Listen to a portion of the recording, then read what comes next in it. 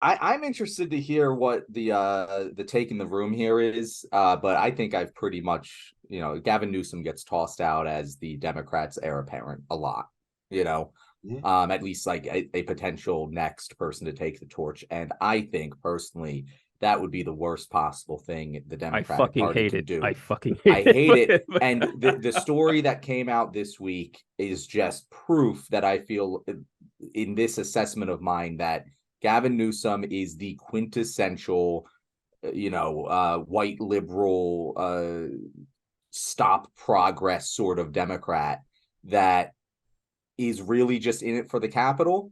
And he's going to hurt labor. He's going to hurt the little guy whenever he can. And he's just the option that is better than the evil guys. And that is his function within the society. And you can't convince me otherwise because the state of California passed a law that would have given unemployment insurance to striking workers. And obviously, this is going on during the WGA, or not during the WGA strike anymore, but it started when both of them, the WGA and the SAG, were striking.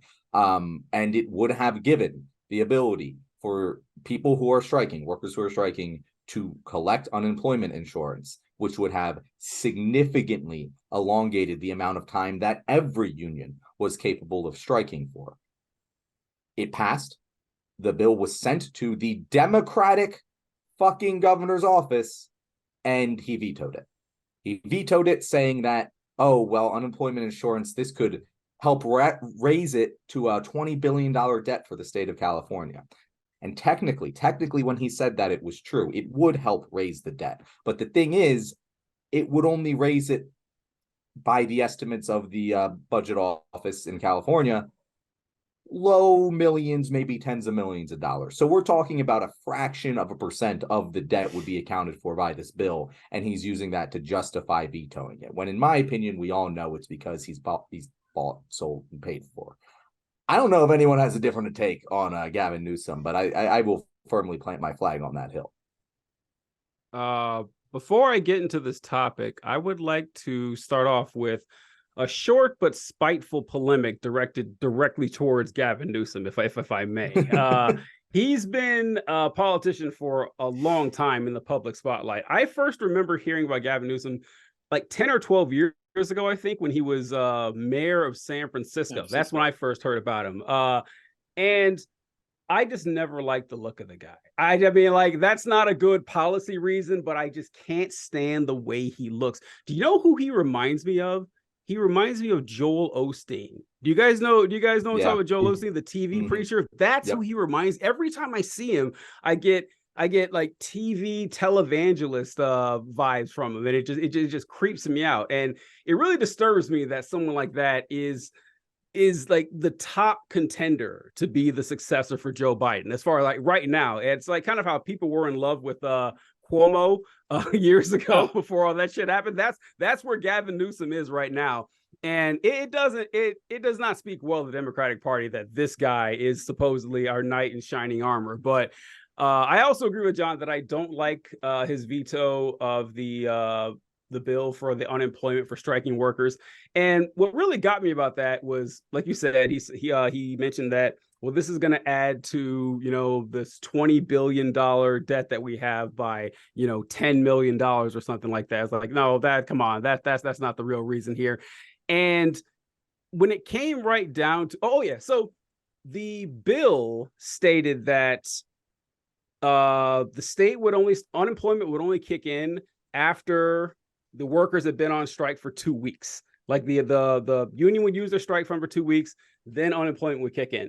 So 2-week long strikes are incredibly rare in California, at least from the stats I saw on this. Like in the last 10 years, there have been 56 union strikes in the state of California. 2 of them have gone on longer than 2 weeks. So this isn't even something that you could, argue is going to be a huge detriment to the state, or because the whole point of this bill is to encourage companies to, capitulate to the workers' demand. And when it came time to side with the workers or with the owners, he sided with the owners. That's what the whole thing comes down to. So yeah, I agree with you, John.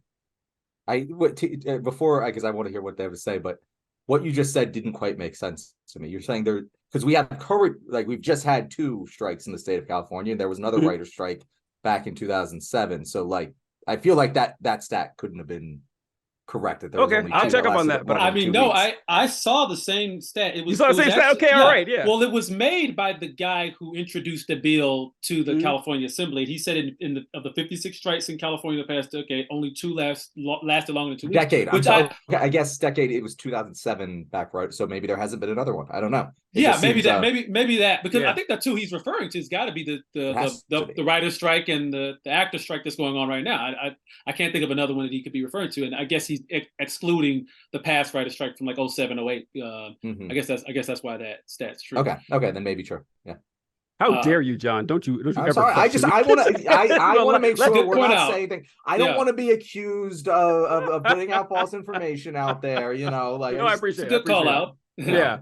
Anyway, Corey, what are your thoughts on Gavin Newsom and this whole situation? You know, I agree with you guys. You know, when I first saw this, when I was reading the bill and I was reading all this information, for a couple of seconds, I was thinking, okay, well, he's governor. They're $18 billion in debt from unemployment because of the pandemic. And he doesn't want to, and I mean, he was saying that this could increase it by $2 billion by the end of the year. Like you were saying, that's just not correct. It wasn't going to increase it by that amount. And so at first, when I'm looking at his numbers and I'm thinking, okay, he's got a duty to keep the debt down. Maybe there's some, reason behind this. But then as I did more digging, like you said, I realized there's a lot of special interest groups behind it that's forcing him to go against this bill, number one. And number two, the idea when you go on strike, you understand that you're going to sacrifice a little bit, but ultimately you want to make the company sacrifice more. Therefore, you can push them to, capitulate to your demands. And if you have, like you said, unemployment benefits, then those strikes can be, prolonged, and it gives you a better chance of being able to get those demands. And vetoing a bill like this is basically saying, no, we don't want those strikes to last that long. We don't want those workers to have that kind of leverage. And I'm always going to stand with the worker when it comes to these kind of things. So I totally see what you guys are saying.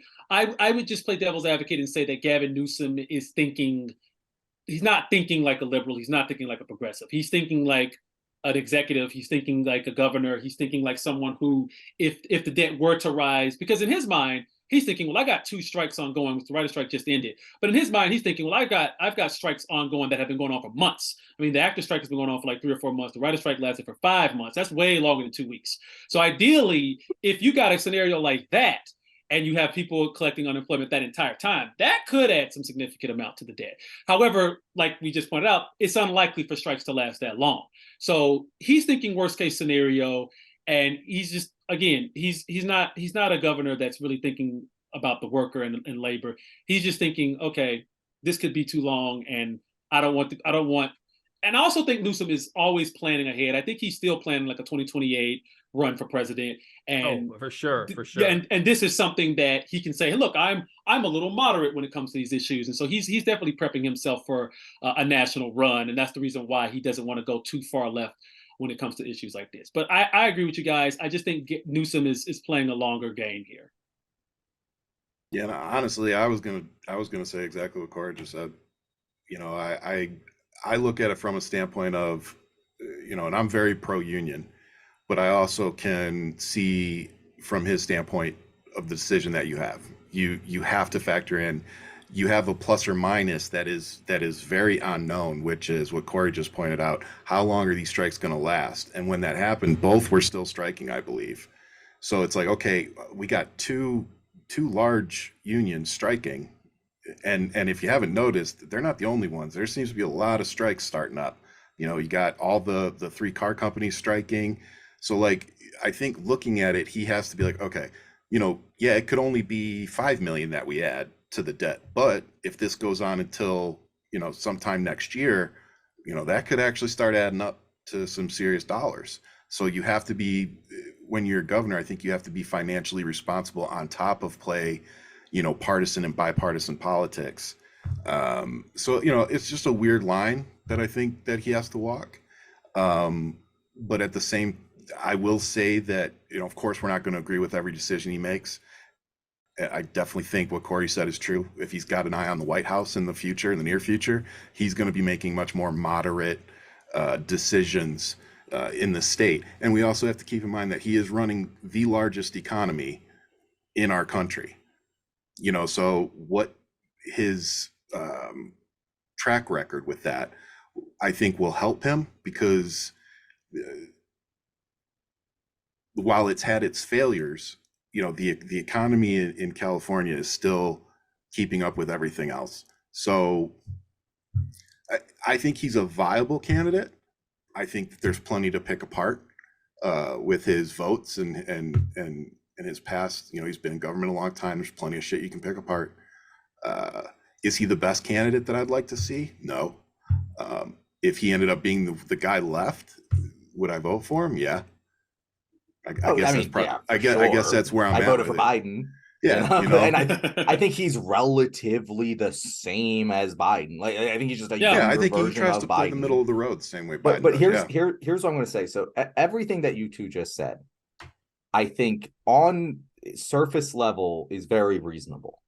But given a little bit more scrutiny, I really don't think it holds up, because if you're saying, oh, he wants to be moderate is pro-labor. I was going to say the same unions thing. Have what, 67-70% support? Like, if you're going for the political move, the move that's going to be more popular in a popular election, it's siding with the unions, not capital.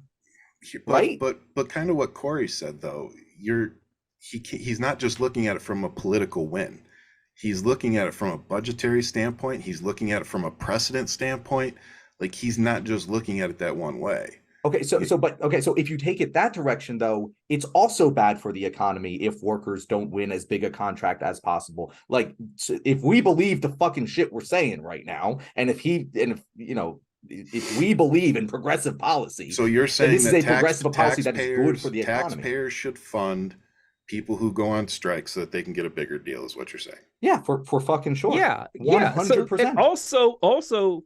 That's fair negotiating. More power. likely the strike will work, and it won't last 2 weeks. Like, that's the power behind it, because I think it's. I'm not disagreeing that it has a lot of power behind it, but why wouldn't you vote for that?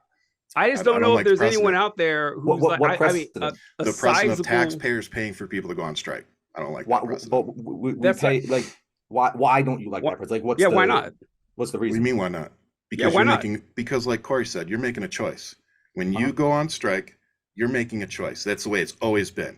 So now we're saying that we're going to fund them to make that choice so that they can stay on as long as they want, or however long the unemployment lasts, so that they can get a bigger deal.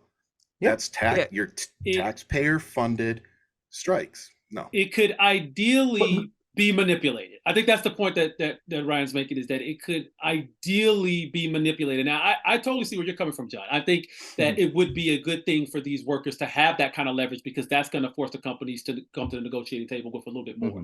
I totally understand that. But I do see in a terrible scenario, I could see a union that may not be fully vetted, that may not have the best interests of the workers at heart. I could see them possibly manipulating a law like that to stay on strike indefinitely, and that's the problem, because I follow a lot of the writers that were involved in the writers' strike. They knew they weren't going to get everything that they wanted from these studios. It just wasn't going to happen.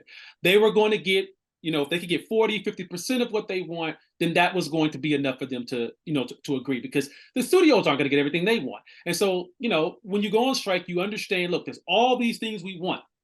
Some of them are a little outside the realm of practicality. And a lot of it is stuff that we absolutely need going forward. You want to get the basic, essential things you need. And then that other stuff is just, it's great if we can get it, but if we can't, let's at least get, 50% of what we want.